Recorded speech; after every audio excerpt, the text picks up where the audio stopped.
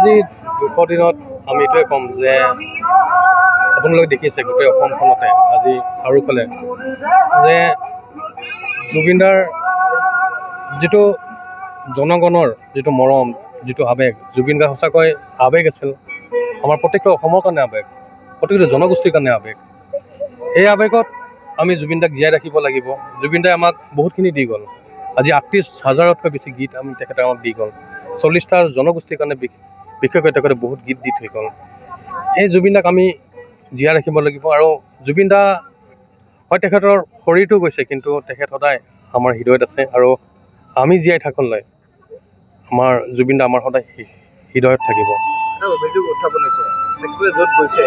তাতে তেখেতৰ পৰিচালকৰ বিৰুদ্ধে এটা অভিযোগ উত্থাপন কৰিছে কি হ'ব ৰাইজৰ চিবিআই তদন্ত বিচাৰিছে চাওক আমি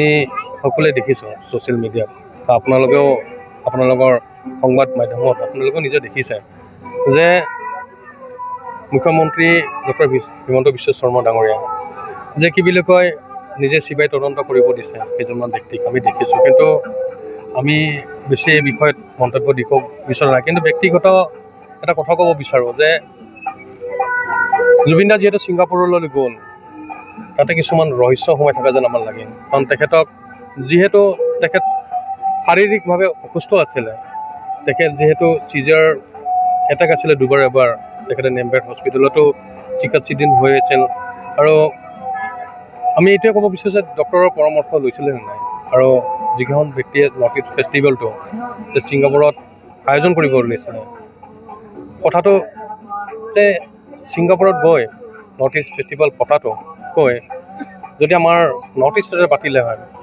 আমি খুব ভাল লাগিলে থাকে জুবিন দা আজি আমাৰ মাজত থাকিলে সদায় থাকিলে হয়